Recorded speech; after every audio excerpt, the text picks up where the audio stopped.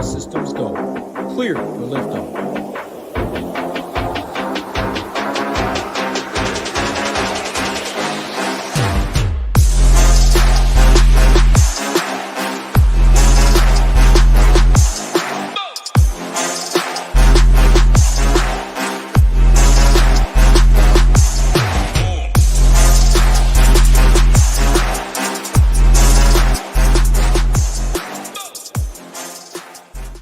What's up, everyone? Tyler Tamboline here, aka ToeTagginTambo, back for another edition of the Takedown Breakdown here on the SHIPIT Nation YouTube station. Make sure to hit that like on the way in. It helps us out. We keep all these shows free for you out there. We can review, go through everything that we're going to talk about on this show. We've got the 555 Millie Maker winner, RBX, won his fourth Millie Maker, only 5 entries in it. We're going to break that down. Congrats to him. We got our guy Kenny, SHIPIT Nation member, had a huge legendary day, won about 125,000 cash.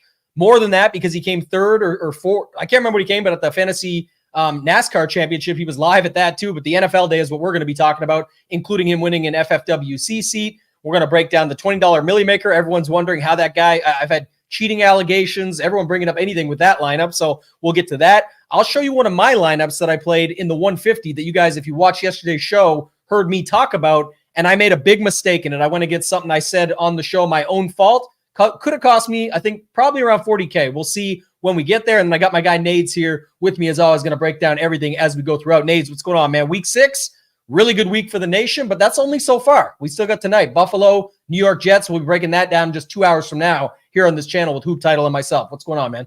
Yeah, was a great week 6. Was on all the right plays, just had them kind of spread out throughout. Still overall, I had a pretty good day and had a nice sweat going on last night. Nailed the Tyrone Tracy play there, and I mean that game overall was ugly. I wish I had my 3 hours back of time I spent watching that game, but nonetheless, it's been a great week 6 so far. Couple close calls, couple near misses, but hey, if I'm not getting all the way to the top, at least we had the community get there in many places, and that means the most, right? When you're doing content, when you building a community like we have over here at the Nation, it's always fun to see other guys winning and gals winning if it's not yourself, right?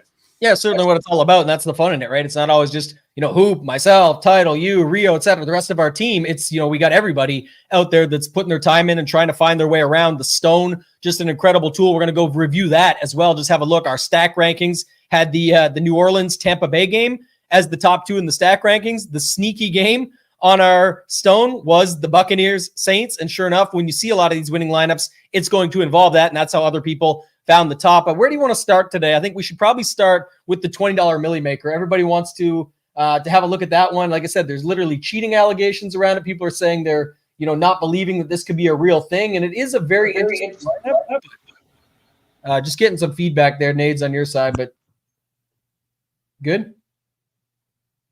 Unmute it. Yeah, we're good. Yeah, you got me now. Okay, cool. All right, I'm going to bring it up. Joe Nip, 166. I already looked it up there. So he actually only played this lineup. So first of all, there's at least something to be said about that, I think, where the setup of if you are playing one lineup, we talk about it all the time. What's your strategy? Sometimes it's just to gamble it up and see if you can hit the nuts and win $1 million. In this case, not much better ROI that you can receive than $20 into 1 million. But I'll let you run through it, Nades, and what you see. Just break down the lineup first, and then talk to me a little bit about it, what you see from your angle. Yeah, first things I see looking at this lineup is he was probably sitting on the John in the morning and hand plugging players, right? I don't know he or she or whoever this person is, but it definitely seems like a hand build here. The Jordan Love play, I was on Jordan Love. He was on one of my main teams. I like that spot. I said it was flying under the radar like last week. Do I go in there and play naked Jordan Love? Absolutely not. Probably not. Usually I'm double stacking him, but I think he played a lot of good plays, he or she. Played a lot of good plays here. Obviously, Henry in a great spot. Pivot off of Lamar Andrews. If you can't get all the way up to Lamar, Henry in games that you win, right? You drop that tidbit. He's significant. I think he averages like right around 23 fantasy points in games they win, and he's like 12 points if they lose games. More now after 28 yesterday. Yeah. So his average, if you think the Ravens win, or any team he's on, right, that they win, he just significantly scores more fantasy points there. So overall, that's a good play. The Sean Tucker play, there's just, he might have been one of like 3 lineups in this tournament that had Sean Tucker. Is it a good spot? Yeah, absolutely. It was a good spot. That's why Bucky Irving was 50% owned, which I thought he would have been higher. I mean, we're going to get to that rant here in a second, but I mean, it's always, you get these kind of spots, right, where these value running backs get thrusted into the starting role in a great nut matchup. And then guys always want to go and play the backup, right? Like, oh, if I'm not playing him, I have to play Sean Tucker, or I have to play, you name it, insert the name, right? It's just not the case. Did it happen for him? Yeah, absolutely. But I mean, Tampa Bay ran for over 250 yards on the ground, and Bucky scored 18 points. Like, there's so much more. I know we're going to hit on that in a second there, but the Godwin, I mean, I just saw stats, right, with Baker. I mean, Baker's been a top 5 quarterback or top 10 quarterback in fantasy scoring all but 1 week. So Godwin's always the guy there. Obviously, no Lattimore coverage there.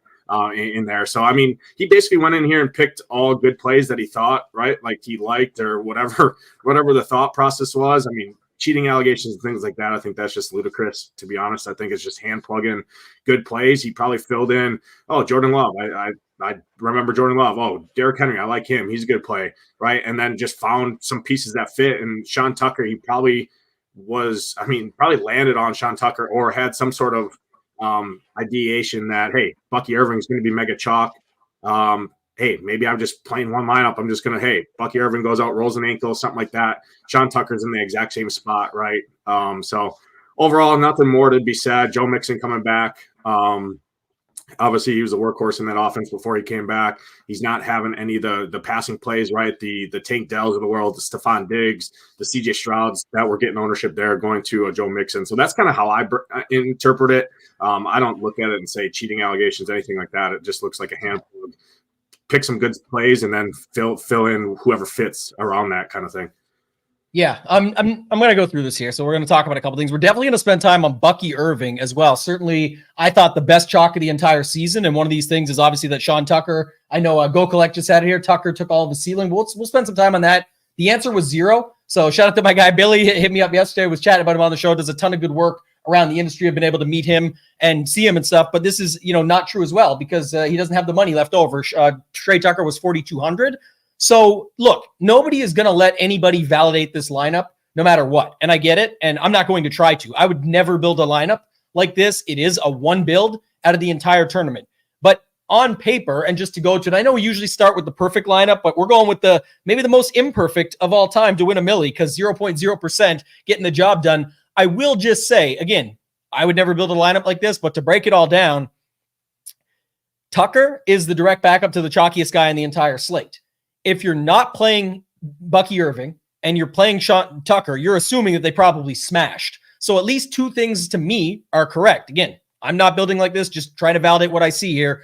If you're playing Tucker, what can make some sense of it would be that it's a blowout. They smashed. They put up 51 points, okay? He didn't just play Tucker instead of Bucky Irving and move on. He played Tucker, Godwin, who's a PPR guy, doesn't really require Baker, Otton, like I always talk about, just filling out the tight end slot, and then Buccaneers defense they must be smashing if Tucker's in the game smashing. Like, this to me at least made sense. Next big game on the slate where I'm going to go at, okay, Henry and Zay Flowers. I'm playing 2 guys from the Baltimore game. If I'm not playing $5,000 even Ferguson as the chalk, I'm playing $5,000 Tolbert. Our guy Kenny, who we'll review later, who won the Thunderdome, bunch of other contests, and an FFWC ticket with the same lineup, he had that same move. I'll show that one off as well. Mixon is an interesting leverage play on the slate because he was injured almost leading up, and Nico Collins completely out. So while people are trying to figure out Dell, who had ownership, or Diggs or whatever, listen, do I think Joe Nip had the secret sauce and, just knew to play all this game theory and put it all together that way? Probably not. One lineup, I get it. But again, nobody's going to validate it. I'm never going to build like this. But Jordan Love, really hard to decide between Wicks, Dobbs coming back, Watson, Reed, Kraft, literally everybody. Jacobs in a better spot. So if you are going to play him and just say, look, he's around the same price as Baker. He's a mobile quarterback. He's going to spread it out. I don't know what it's going to be, but I think he could outscore him. That's how you land there, I guess. But yeah, all-timer that we've got here.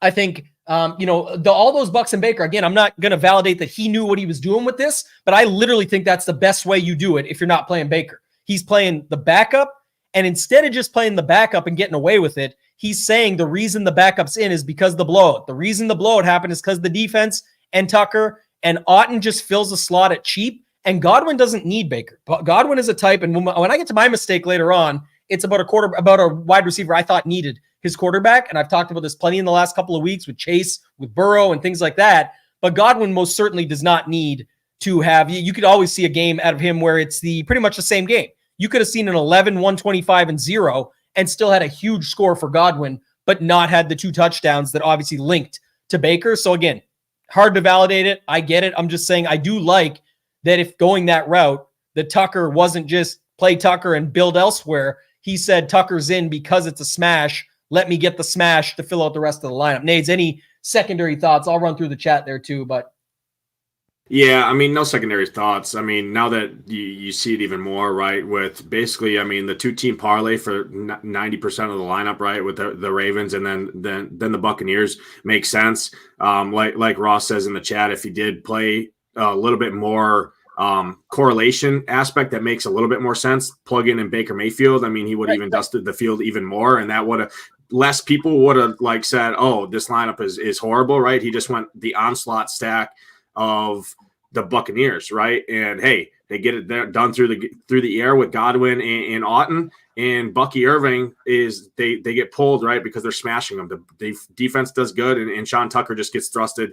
No running back in the league all season long is ever going to get 100% of the snaps regardless, right? So, I mean, playing the backup in one of the best matchups in the slate makes some sense. But again, I mean, overall, had he played Baker, I think a lot less people would talk about cheating allegations. And, no one said, we know he didn't cheat. First of all, it's a joke, right? Like obviously people are just saying that, but the takeaway is what you just said. If he just left $100 on the table, not only would he have scored more points, like there was a spot here where he could have came second, and that's what people really would have been laughing. Like you would have cost yourself $900,000 by not correlating it for $100 less to just run the 5-man onslaught and say Baker got there with Godwin and Auten. Because they were smashing so hard, the D got there and Tucker got in. Let me slam in 2 Ravens who I think are going to smash at home. And again, not like Zay needs. Look at that. He's the exact example of what I was just talking about with Godwin. 9 for 132 in the bonus, but did not need Lamar. And that's because Lamar would get eaten up a little bit by Henry. So Mixon's just a good play off of Dell and Nico Collins not being there. And Tolbert's fine at the exact same price holding out a wide receiver position as opposed to Ferguson chalk at that. If he just played Baker, nobody would say shit. If he had 2 lineups that had Baker and then said, well, shit, if I got the $100 left, I'm just going to go to Love in a second one and ran $40 worth of lineups, nobody would say shit. And he actually would have came first and second. So it is interesting, but always fun to see stuff like this. It just shows that anything can get there. I do think that the Tucker play, if you're going to it, was much more interesting in an onslaught build. So at least he had that going for him. Would love to find Joe Nip 166. I know we do all these things out there on X and people post around the world about certain topics. I was at a bar tonight and met this person. If you know who they are and then it goes viral, if anybody in the DFS space knows Joe Nip 166, link me together with Joe Nip. I'd like to talk to Joe Nip and see if we get him on a show, chat a little bit about their thought process on this lineup. And again, he could have just left $100. Nobody would have said anything. So definitely, like Ross said, it would have been better if he had played Baker. So move off this one. I think it is at least somewhat interesting. It was worth talking about just so we could go in and see it. I am going to pull up and just see out of curiosity here what the perfect lineup was for yesterday. Obviously, Sean Tucker. Did he almost have it? Geez, look how close he was, Nades. Like this is the perfect lineup is Baker, Sean Tucker, Godwin, a couple different spots, obviously, but Mixon, Zay, and Derrick Henry. So 1, 2. So he didn't have Baker, but he could have 1, 2, 3, 4, 5 of the actual plays. Shout out Mark Andrews making a perfect lineup. That's crazy. He's back, baby. He's back. But this is the perfect lineup. I don't think we really need to go through it because it's almost similar to what we talked about, but it really was just targeting. Funny enough, it landed on 3 guys from the Tampa game, 3 guys from the Baltimore side, and then it had the secondary stack with Pop Douglas and Joe Mixon. And if you're not playing that big Dallas-Detroit game, why not get the Detroit D against it? And I did see some sharper players get to that yesterday. I let that one slip last week. I don't think I had very much of them, but I think that was another interesting one that was sort of just penciled in there. $200 more. Obviously, the Tampa Bay chalk D got there, but any thoughts on this perfect lineup? Yeah, I think the Lions D makes a lot of sense, right? I mean, you knew Dak was coming in with tons of ownership. You knew Tolbert. You knew, obviously, CeeDee Lamb. That whole everybody said this is, the game of the year, right? Is that Lions and Cowboys game. why couldn't a team with a good defense, mind you, I mean, rest in peace, Aiden Hutchinson, but I mean, you still have the best defensive player, one of the best defensive players in the league on that team that can wreak havoc, and Dak just looks lost half the time out there, right? He's not a good quarterback. He's a business decision. Was he in a good spot? Absolutely. But if you're not playing that, why not slide in a good defense who's produced all year at 2,800? That's also a pivot off the chalkier 2,600 defense for the Bucs, who, yeah, they did get there. But not only that, you're less than the Eagles. You're less than some of those other defenses, right, that were picking up a ton of ownership there as well. So that play overall makes sense. Pop Douglas, I know he popped in our stack rankings a little bit over here. Was I getting to him or Joe Mixon? Probably not. But, I mean, obviously this dude, Joe Nip, right, was almost perfect, or could have been damn near perfect, right, on his lineup there too. But, yeah, Pop Douglas is like right there, 8th or 9th, right? Yeah, we had a lot of this stuff here. I mean, if you were, I mean, Zay obviously worked. If you weren't playing this, you played Derrick Henry. Zach Ertz was a nice little secondary stack in some of the higher stakes lineups that I saw that got there. Tony Pollard, if you weren't going to this passing game. Bijan, if you weren't going to this passing game. But most certainly loved Tampa Bay and New Orleans at the top of our stack rankings at the latest update yesterday. And then also, if you go here, the same thing over on the Stone. Pink is the sneaky game. Go down here, the sneaky game, obviously, if you're looking for leverage. And we're going to have the Bucky Irving chat here in just 1 second. I will say just the last thing on a couple things. Perfect lineup. So 2 things. One, it's not a misclick. The misclick to go to Love, if he just had done the right click, is what I'm assuming you're saying, to Baker Mayfield, he wins by more. So he didn't misclick into it. He could have misclicked himself out of it if you were building standard like an onslaught with Baker Mayfield. So he was winning the money no matter what. It's just people are going to be mad about it because he didn't build it with the quarterback in that spot. I think it's how I would have built it is with Baker Mayfield, of course, if I even got there. But I think a lot of the other concepts and stuff, still you can make an argument for them, whether we believe it or not. I'm not going to try and validate it, but I certainly will bring that up. The other thing I'll say, Nades, when we do look at some of these lineups here later, on these 10-game slates, which when there's the London game, the bye game, next week, by the way, week 7 has the double Monday game again with a London game. So there's, it's the same thing again. I think 10 or 11 games with the buys and stuff. But just to say it, when there's clear-cut spots, we talked a lot about this on yesterday's show, this week in general. Last week, we saw it the same. When there's only 3 games or 4 games that you even have interest in, you can just build your lineups around that and then find ways to get different within it. I think the perfect lineup is a prime example of if you're on Tampa, no Bucky, you're on Baltimore, you pick another game, and then you just land on the defense against one of the big games. That's all it sometimes takes. And we saw a lot of lineups like that yesterday. I know Hoop had a couple good runs. Our guy Hoopster in the Millies, both the 20 and the 555, where it was like 3 Arizonas, 3 from this side, and you're really just building like those 3-game parlays of lineups. Like we talked about, there's certainly some upside to that. And a lot of it makes sense because it truly does correlate when you go through it. So yeah, Illini fan, good luck with this. I mean, we said the same thing in Green Bay for forever. So I don't think that's going to happen. I mean, I think you just got a bunch of stuff brewing there in Dallas. But yeah, I don't think this is going to happen anytime soon. All right, let's go. I agree with you, and it's a sad scene there. Obviously, I know they were showing Vrabel at like a volleyball game or something yesterday, saying like, why does this guy not have a job? And some of these coaches do. I mean, I could go on and on. These guys kicking field goals down 30 points. Like it's literally, I said in the real world, if you're already screwing up at a job, the equivalent of a football game, you're just playing like shit or multiple bad weeks or you're sucking, you're not getting your team to perform at a high level. And then you double down and make a huge mistake. So at work, you're not doing good at your job. Your boss isn't happy, and then you go double down and make another mistake. I just don't see how you ever move on, but these guys continue to keep these jobs, and they're good to go. I loved, by the way, in the Ravens game yesterday, it's not easy in that spot, and the Commanders know that it's just no good. A field goal is no good. We have to go for this, and they got the touchdown, and they stayed in the game and gave themselves a chance. And I'm a Ravens fan, right? The Raven right there.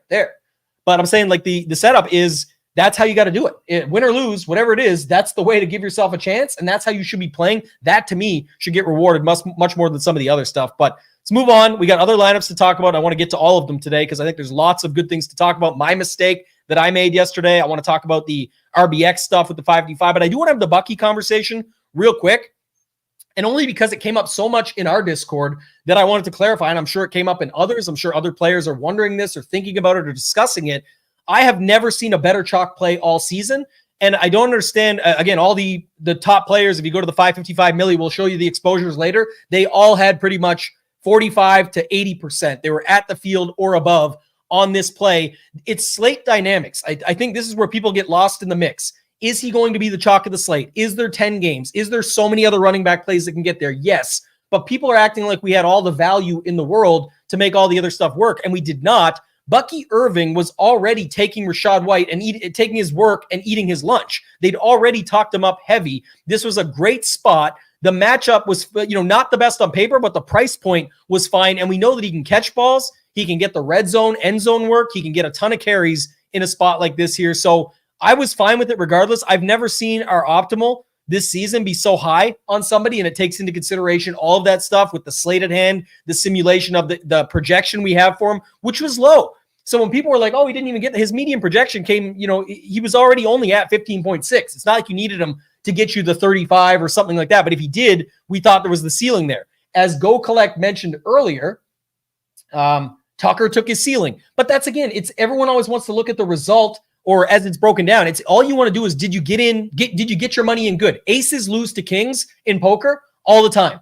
Are you going to say, I shouldn't have played that? I knew it, man. I knew kings were going to get me on this one. That's what people are essentially saying. Oh, I knew the kings were going to, this guy's chalk. He's the kings. He's going to bust because of that. I knew that this was going to beat me. No, you didn't. You got your money in good. Lots of other players that are the best in the game got their money in good with him. And he did end up working out a lot of winning rosters. But just to say, the fact that there was that many points out there for the running game in this one is what you should be happy about, even though you didn't get your ceiling at a Bucky Irving. Again, stop focusing on the result, focus on the process, what you did up front. And that was the Bucky Irving take, but I'll let you talk about it a little bit more. I was all the Bucky bailout. It was called things like that. That's just not true. It's a good play. You got it in good. If it worked out, great. If it didn't work out, fine. But I'm always getting my money in there on Bucky in that spot with the slate at hand.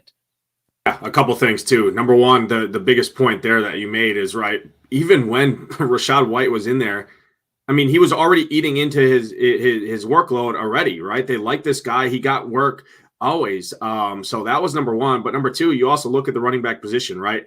Tony Pollard was the next guy. Okay. You needed $600 to get up to him. Guess who else was down below 6K that was even semi-serviceable? Really nobody, right? So at the position, not only that, you talk about value at receivers. There was no value at receivers. Sean Tucker was one of the best value, quote unquote, value plays on the slate. And he had Aiden O'Connell throwing him the football, right? And so Trey Tucker. Yeah. Trey Tucker. So like, that's what I'm saying from a value standpoint. It's not, you don't need Bucky Irving to go out there and get you 30 points. That's why a lot of people won a lot of money yesterday with a 50% owned player scoring 18, right? It is because what it did for the rest of your lineup. And not only that, I mean, just the opportunity cost there, right? I mean, he was going to get the receiving work. He was going to get the carries, right? Did you expect him to score 18 points when the Buccaneers shattered for 50 plus? No, but I mean, it was still the play. So, I mean, the opportunity cost was there, but also the roster and the value in that range was just non-existent, right? So it was just no value in slate. Right, exactly.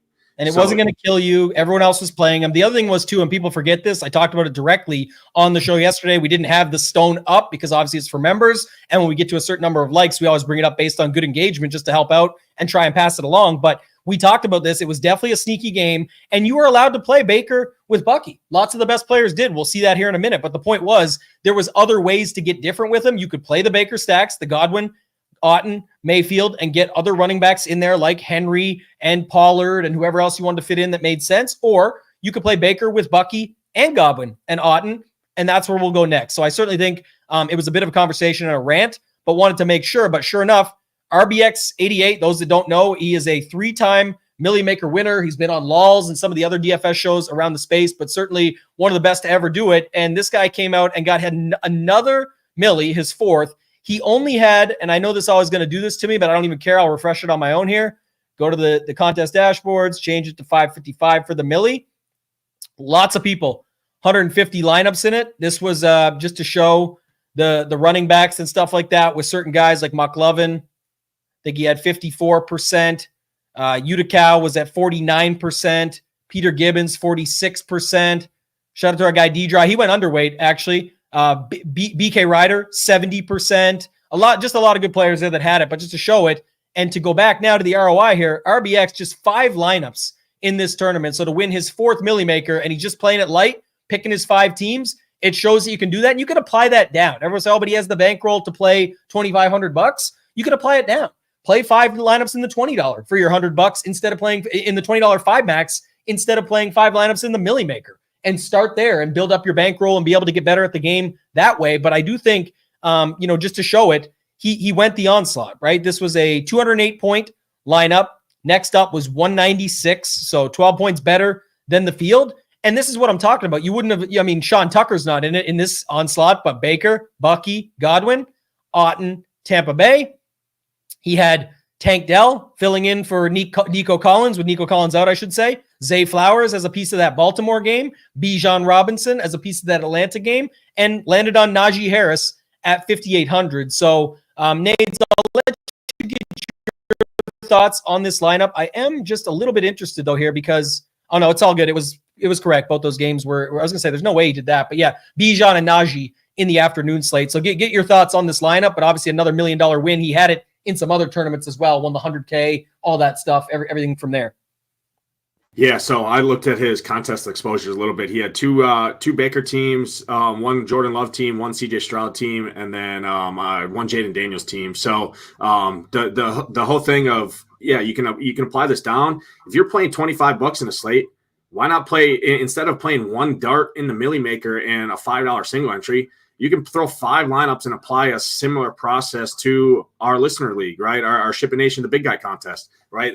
That's still $1,250 to first place, right? So you can still apply that. He obviously did this and picked his spots. The onslaught stack, makes a lot of sense. We already talked about it. It's also, he's going against 5,000 lineups versus 170 or 200,000 lineups as well. So building for your contest, we talk about that all the time, right?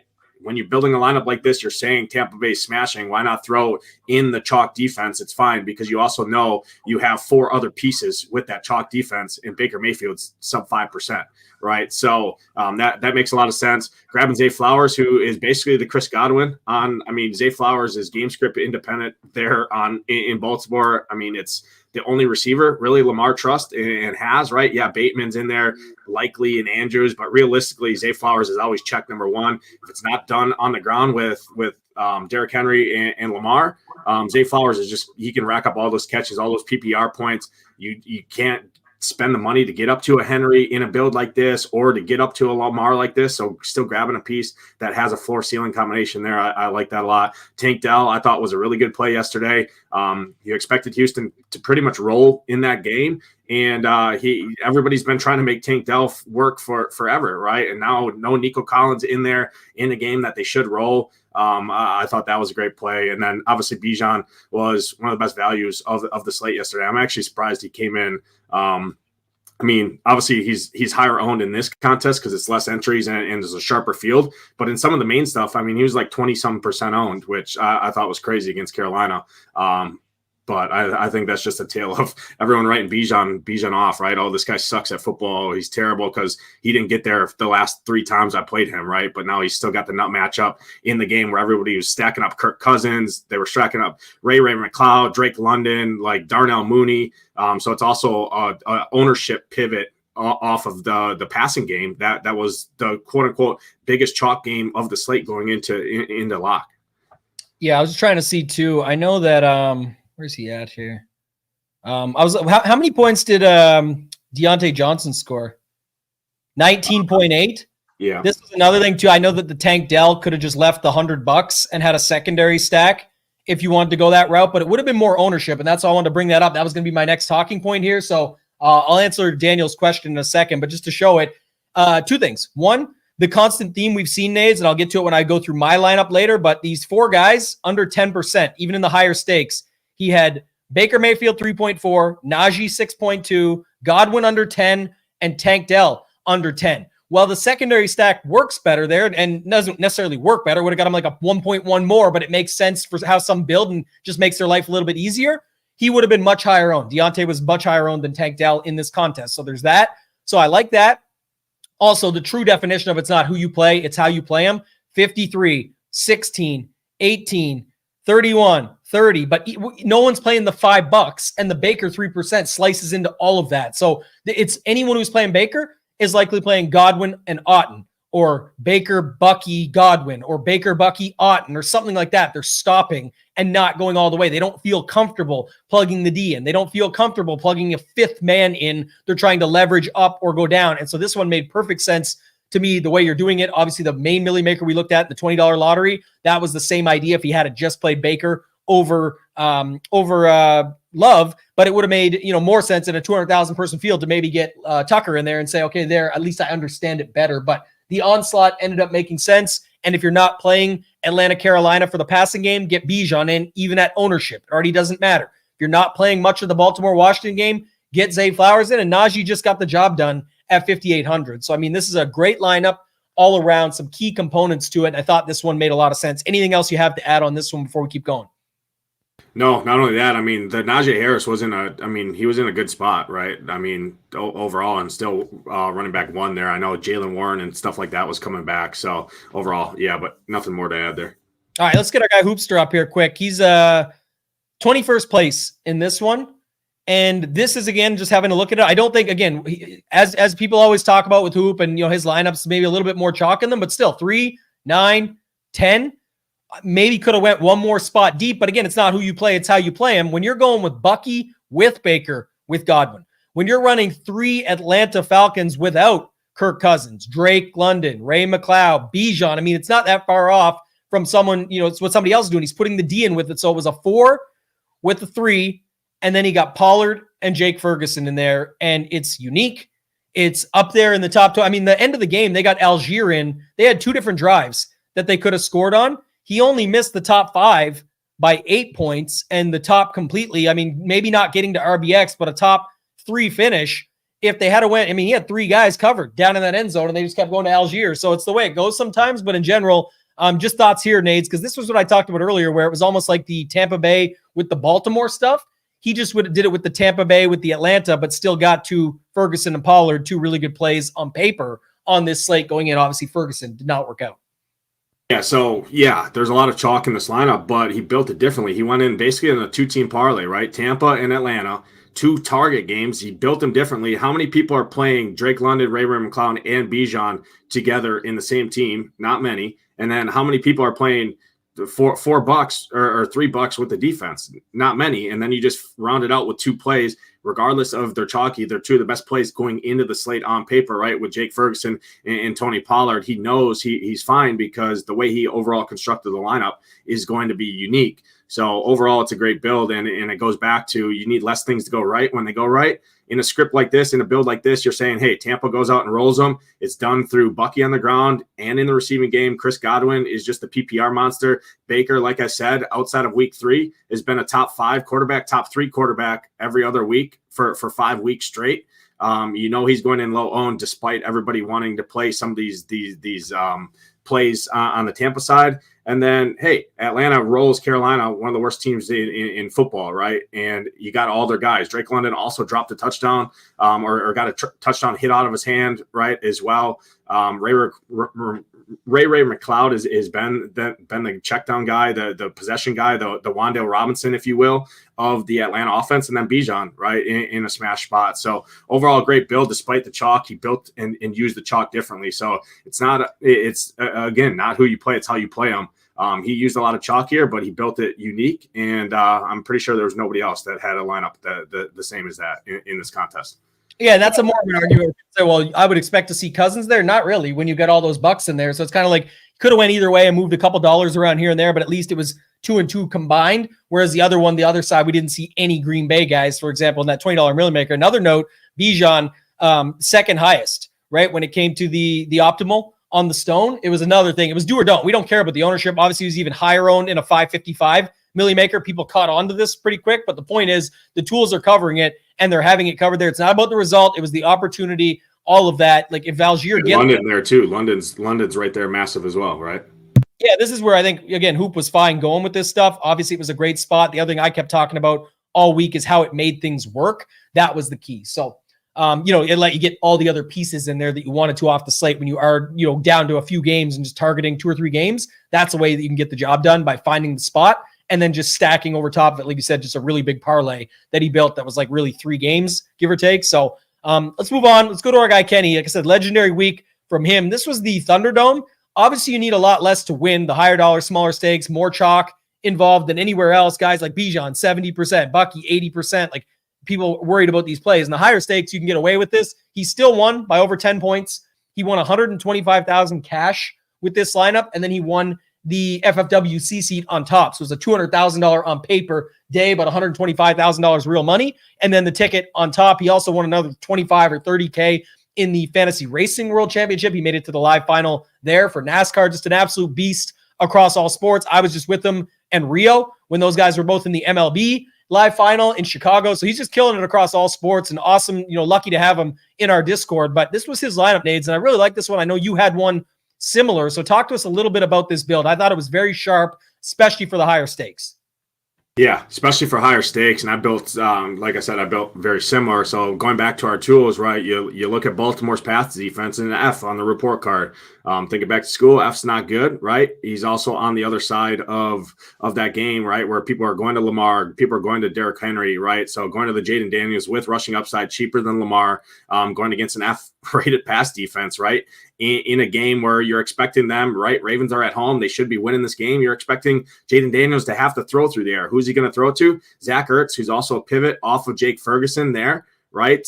For much cheaper. And if he wasn't going to Jake Ferguson, right, he's still correlating in that Dallas game with Jalen Tolbert, who's the same price. And then David Montgomery, right, just got paid, right? If you're not going to Amon-Ra, Jameson Williams, Goff, all of those pass catchers, why can't it just be David Montgomery on the ground, right? Can get you the 2 touchdowns, which he did.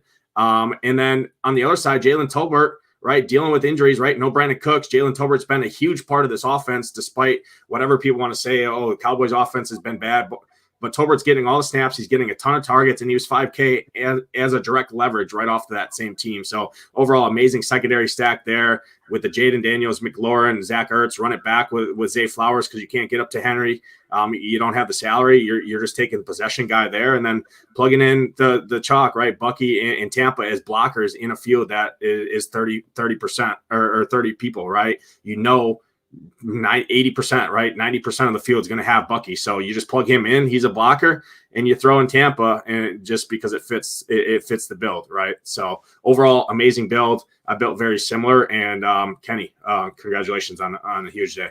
Yeah, another thing too, just go back to the stone, you talked about it, but I mean, I love using our tools to show this off because it was what you said, like Jaden, McLaurin, Ertz, going against a pass F. You're going the other way. It's a pass B+, but who really cares? You're just getting the run back, and so you can afford some of the other stuff. Really good optimal on Zay Flowers. What was the other stuff? You go, obviously, we talked about Bucky being the highest we've got all week. So, I mean, he made sense. The Bucks were the highest defense we had all week. Regardless of ownership, it's how he put it together. Then you go down, he had Bijan, who we talked about being right there behind Bucky. And then you land on the last game, and he wanted a piece of this very clearly. If you're not going to the Ferguson absolute chalk, why not go to Tolbert at way less ownership? Still had a decent enough optimal score. Was turquoise for us, which is going to be, there's upside there. You know what it is. It could be the score that he got, which was an 8.3, but he came in as only I think only 1 or 2 people in the whole tournament played him. And then on the other side, Montgomery, not as good as Gibbs, but $500 less on the optimal stuff, but a very similar projection, very similar low ownership. And realistically, it's a C+ rush defense, a C+ pass. That's good for Tolbert. And for Montgomery, it's all how you round it out. And I thought that was the key. Jaden, McLaurin, Ertz, run back with Zay, get a nice secondary stack with Bucky and the D, get the other good running back spot in the Atlanta, Carolina. He covered all the good games. He had, of the 2 biggest totals on the slate, he had 1, 2, 3, 4, 5, 6. Keep it simple, especially in the higher stakes, smaller fields. This works well in satellites as well. So if you're taking something from this, satellites, this can really work well in. The other game we all loved was Atlanta, Carolina. Once you go to that with Bijan, let's see where it lands me. Oh, it's on the best play that everybody on the slate is playing that we've just spent enough time on this show already. And the defense, yeah, it's chalk, but I'm just going to plug it in with it. In a field like this, you can get away with a whole lot more. I thought this was an incredible build. Shout out to Kenny, deserves everything and more that he received. So congrats to him on a huge day. I thought that was good. I'm going to go back for 2 seconds. Daniel, when you go to Fantasy Labs under NFL, contest dashboard is where you can find this stuff. And then when we go to the perfect lineup, I don't have it up anymore, but it's linestarapp.com. And then you can just go under NFL and find perfect lineup. That's free as well to go and check out. So hopefully that helps you. Scary, you're always here supporting. We appreciate you as always. I know you and I don't always agree, but we have fun and we're it's all in good fun. I would just say that we're joking about it. The people, it's sad in the year 2024, almost 2025. There's people out there that think that's possible or it's legit, but it's more just they don't understand how that could be truly possible. We went through how it's possible. There's no cheating going on. It's just the facts. It is what it is. There's other cheating going on, I think, but I'll save that for another day, but not that type of cheating that we're talking about there, where people think he got some ability to edit the lineup after. Meanwhile, the game that was in question was also the first game, one of the first set on the slate. Like, how did he change it after that? It's just nuts to me. So, all right, Nades, I am going to go to this. We got lots of time, but just to make sure, I want to get this one in. I want to show off one of my teams. I guess I'll start here. Bad day for me with the Dak lineups. I played a ton of Dak, but I just want to show, again, portfolio management. Dak was my main core. I played him a bunch. Here's my $50 single entry. I had it in a bunch of places, big Qs, all that stuff. It failed miserably. This was the lineup. I'm willing to take on a lot more risk when it comes to that. Even though the ownership was there, I'll tell you how I got away with it on this one and sort of was okay with it versus the next one. I think it was a big mistake, and I'll get to that in a second. But overstacking Dak, right? The Dak overstack, if you will. Dak, Ferguson, Lamb, run it back with Jameson Williams. Talked about that plenty on the show. If I was playing Jameson Williams, I wanted him involved in those stacks. I think he speeds up the game. I was trying to get to a little Cavante Turpin here, hoping he would have a better day. I knew he would cut into this ownership along with Jameson Williams quite a bit.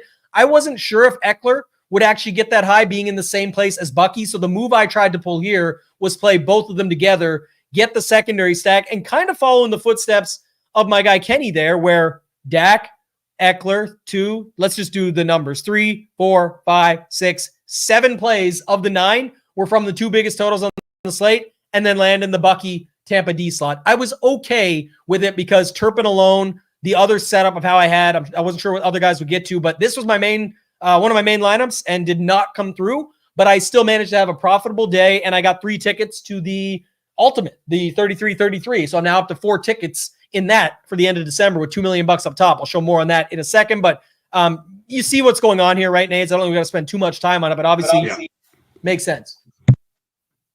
Yeah, overall makes sense. Just the overstack, right, of Dak. You knew people were pretty much cutting it off at Lamb or Tolbert and Ferguson, right? They weren't adding that 4th piece in, Turpin, who's involved overall. So, yeah, overall good build. And then, I love the Jameson play, right?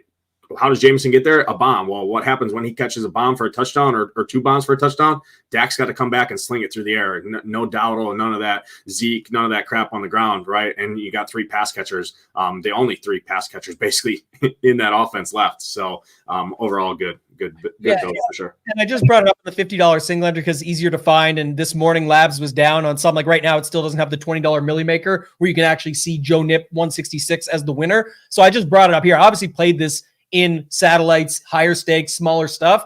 I like it better for that. I will add 1 point. The Turpin thing, like, I don't think there's enough leverage in it for every tournament. Sometimes I'll just throw it in. I mean, it's only 4,500. I think it was enough that it could still get there, especially if that big game stack went off. But obviously I like this a lot more in the higher dollar, smaller fields because I knew Turpin and Williams were enough to set it off.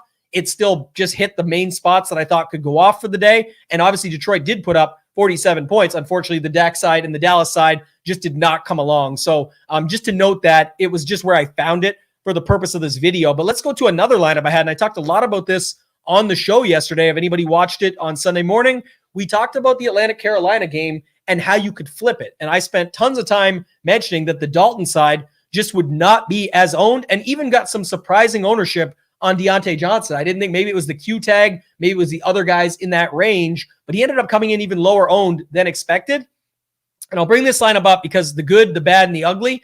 35th place. First was obviously $100K. It's the $150 3 max. I love this lineup, but Dalton, Deontay, and Sanders was a way that I could get to this game if Bijan got stuff going on the other side. And obviously these low ownerships would cut into the Cousins, the Moonies, the Londons, the other side of that game, McLeod, the third, and all of that. And so it did have a quarterback stack bring back. It was Bijan. So I'm not sure why they're Xing that out. It really did hit on all the sort of stuff that I look at, but I'll note the mistake in a second.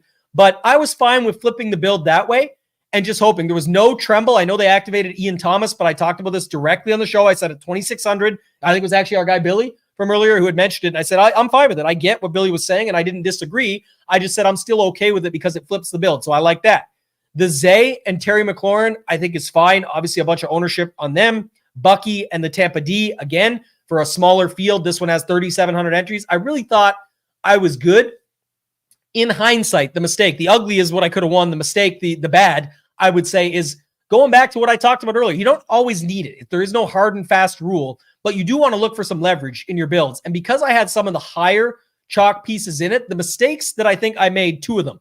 One, I talked about this on the show and I went against my own rule just because I had the money left over. I really didn't like Lamb yesterday as a one-off. I talked about this plenty. At that price, at that ownership, I said it's basically like Jamar Chase. Can he get there? It's CeeDee Lamb. He can get you 11 catches for 180 and 0 and still have a good day. And then it's whatever. It's hindsight.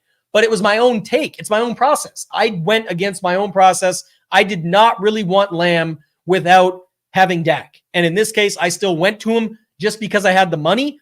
In hindsight, what I would like to do is I would like to chop him down to 18% or 16% ownership with Derrick Henry.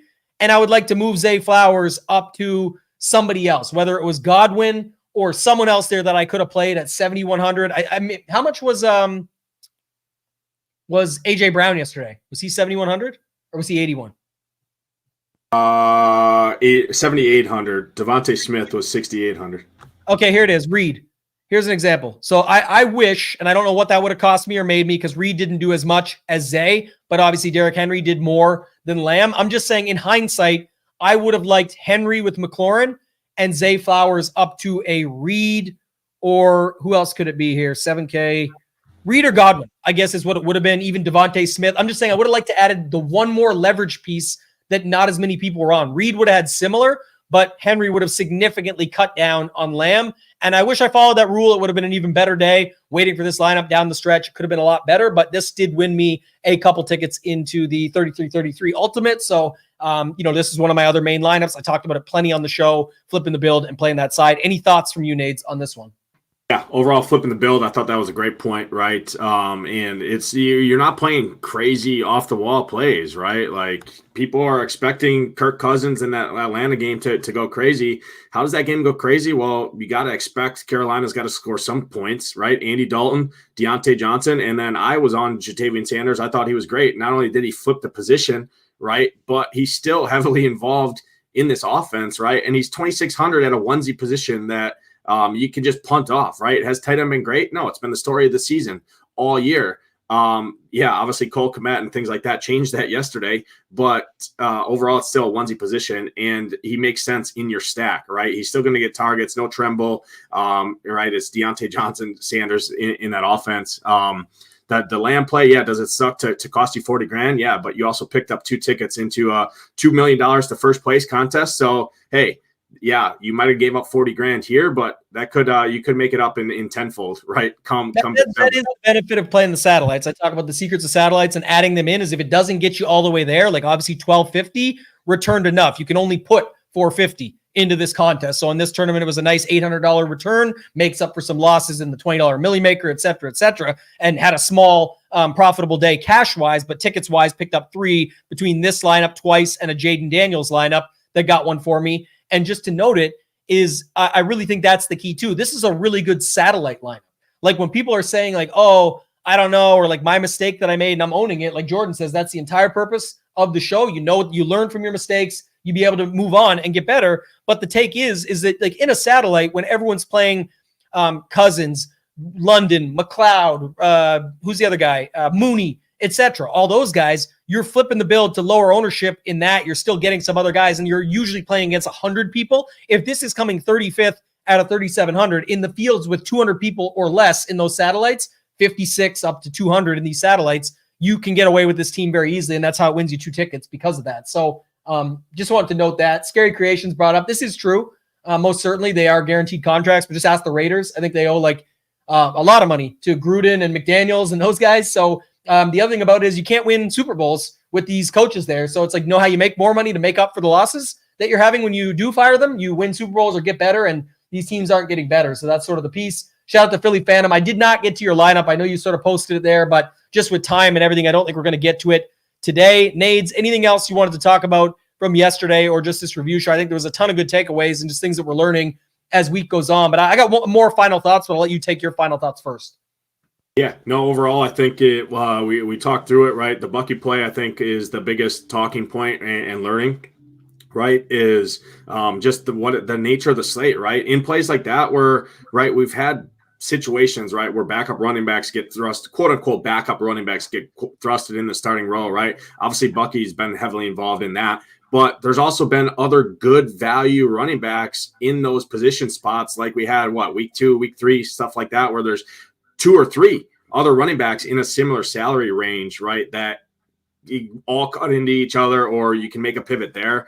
It still makes sense. So I think that was a huge talking point to learn from there. And then, again, I think the consensus of all these shows is going in and keep it simple, stupid, right? I mean, you go in on the high total games, or you go in on the good plays and have 1 or 2 differentiation pieces, whether it's an overstack, whether it's an overstack from the game, right? You're grabbing 5 pieces or 6 pieces from a game when the common build is 3 or 4. Right. So just adding that additional layer. I know you talked about that on the Sunday show yesterday, right? Most common builds are cutting it off at Jaden Daniels, McLaurin Flowers, or Dak, CeeDee Lamb, Ferguson, or Drake London, Kirk Cousins, and whoever, right? Adding that 4th and 5th, 6th piece sometimes makes a lot of sense for sure. So overall, I think it was a great show and great learning over the course of 6 weeks so far. Looking to keep it rolling for sure.